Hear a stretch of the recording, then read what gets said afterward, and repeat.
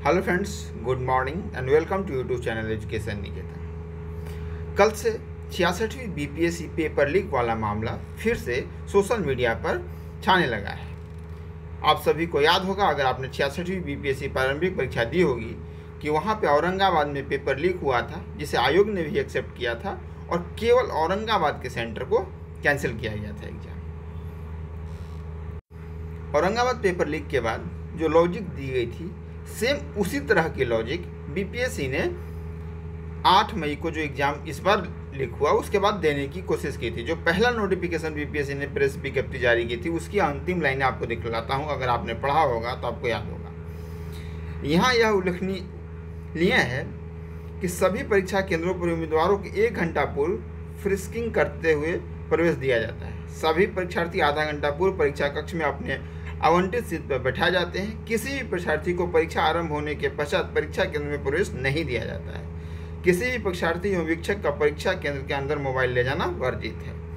यही लॉजिक देकर बीपीएससी ने कहा था कि चूंकि औरंगाबाद पे पेपर लीक हुआ है, किसी भी अभ्यर्थी को मोबाइल फ़ोन ले जाने की अनुमति नहीं होती है, तो पेपर वायरल होने से भी कोई घाटा नहीं हुआ है, क्योंकि कोई भी अभ्यर्थी के पास मोबाइल नहीं होती है। सेम लॉजिक देने की कोशिश की 67th में भी, लेकिन इस बार चूंकि ओरिजिनल पेपर आउट था और बहुत जगह पे आउट था, और शायद जांच के दौरान अब चीज़ें जो सामने आ रही हैं कि सॉल्वर नहीं मिलने के कारण या बहुत सारे कारण, जो लोग लीक कराने वाले थे उन्होंने ही पेपर को इतने बड़े पैमाने पर इस बार वायरल कराया।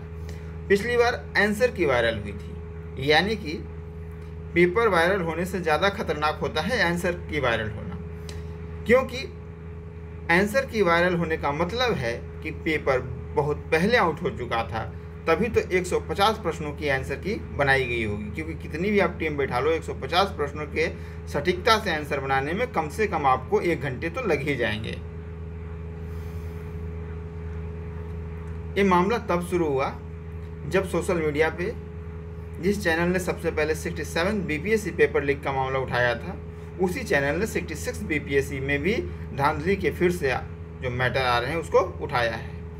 उन्होंने रेफरेंस दिया है कि बहुत सारे 66वीं बीपीएससी में ऐसे अभ्यर्थी इंटरव्यू देने पहुंचे जिन्हें कि सामान्य जो प्रश्न होते हैं उनकी भी जानकारी नहीं है। उन्होंने कुछ एग्जाम्पल्स भी दिए, जैसे असहयोग आंदोलन और सविनय अवज्ञा आंदोलन में कौन सा आंदोलन पहले हुआ। हिस्ट्री ऑप्शनल के अभ्यर्थी इन प्रश्नों को भी नहीं बता पा रहे हैं। अगर आपने 108 जिस परीक्षा की कटअप गई हो 150 में, उस परीक्षा के प्रारंभिक परीक्षा को पास किया है, तो आपको इस तरह के सामान्य प्रश्नों की जानकारी होनी ही चाहिए, क्योंकि लॉ में एक लाइन भी कही जाती है कि ट्रूथ स्पीक्स फॉर हिमसेल्फ, सच्चाई अपने लिए खुद बोलती है। तो अगर आपने सही में अगर मेरिट के आधार पर प्रारंभिक परीक्षा प्रीलिम्स पास किया है, तो आपके पास इस तरह के सामान्य प्रश्नों की जानकारी अवश्य होनी चाहिए। इसके बाद जो बीपीएससी और बिहार पुलिस की परीक्षाओं में शुचिता लाने के लिए सोशल मीडिया पे हमेशा सक्रिय रहते हैं, दिलीप कुमार ने भी कल अपने सोशल मीडिया अकाउंट पे इस बात की संबंध में पोस्ट किया है कि 66वीं बीपीएससी में भी बड़े पैमाने पे कहीं ना कहीं पेपर लीक का मामला सामने आ रहा है। और जो 67वीं की जांच के तक अभी तक चीज़ें निकल कर सामने आई हैं, उससे तो एक चीज़ क्लियर हो गया है कि सेम पैटर्न 66वीं बीपीएससी का भी था। एक सेंटर मैनेज था, पहले कुछ लोगों को परीक्षाएं दिलाई जा रही थी, इसके बाद बच्चों ने हंगामा किया, उसकी वीडियो बनी और इसके बाद सारी चीज़ें हुई, यानी पैटर्न सेम था, किंतु उस मैटर को पिछले बार 66 के टाइम में दबा दिया गया और केवल एक सेंटर का परीक्षा कैंसिल की गई। यानी कि धांधली इतनी ही बड़ी 66वीं बीपीएससी में हो सकती है, निकल सकती है, अगर उसकी भी जांच कराई जाए। एजुकेशन निकेतन चैनल छात्रों के हित में मात्र एक मांग करता है कि बीपीएससी की 66वीं और 67वीं दोनों ही परीक्षाओं में पेपर लीक के मामले में जांच सीबीआई को दे दी जाए। सीबीआई दोनों ही परीक्षाओं के पेपर लीक की जांच कर ले और इसके बाद ही अंतिम परिणाम 66 बीपीएससी का जारी किया जाए और 67वीं बीपीएससी की पूरी जांच जो एसआईटी कर रही है, जितने भी अभी तक उसकी फाइंडिंग्स हैं, उन फाइंडिंग्स को सीबीआई को दे दिया जाए और इन पूरी रिपोर्ट्स की जांच सीबीआई करे, ताकि जो छात्र इन परीक्षाओं में शामिल होने जा रहे हैं, मैं ये नहीं कहता हूँ कि जितने भी 66 बीपीएससी के छात्र हैं वो सारे धांधली के थ्रू आए। लेकिन सिस्टम में अगर एक भी अधिकारी धांधली के थ्रू अंदर जाता है तो समझ लीजिए कि आगामी परीक्षाओं के लिए भी कितना खतरनाक होता है, क्योंकि वही अधिकारी आगे चलकर स्टेटिक मजिस्ट्रेट बनता है, डिस्ट्रिक्ट मजिस्ट्रेट बनता है, पेपर कराने की और सारी जो इम्पोर्टेंट चीज़ें होती हैं परीक्षा के दौरान उसकी जिम्मेदारी उन्हीं अधिकारियों पर होती है। साथ ही साथ एक और बात सोचने की है कि जो सेंटर पे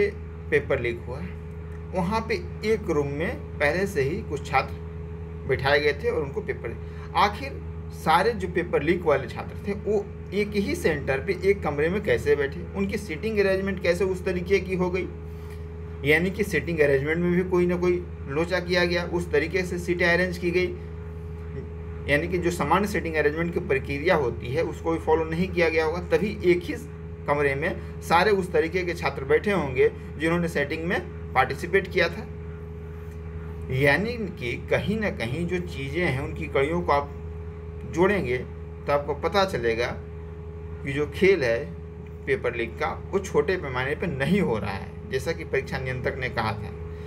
इसकी कड़ी बड़े पैमाने पर जुड़ी हुई है और जब तक सीबीआई जैसी बड़ी एजेंसी इसकी जांच नहीं करेगी तब तक इसके तह तक पहुंचना बेहद मुश्किल लगता है। आप भी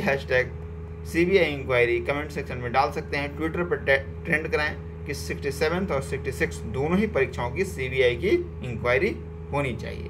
साथ ही साथ इस परीक्षा को ठंडे बस्ते में ना डाला जाए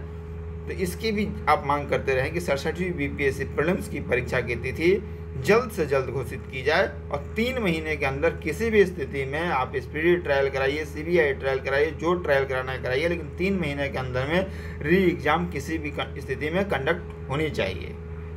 धन्यवाद।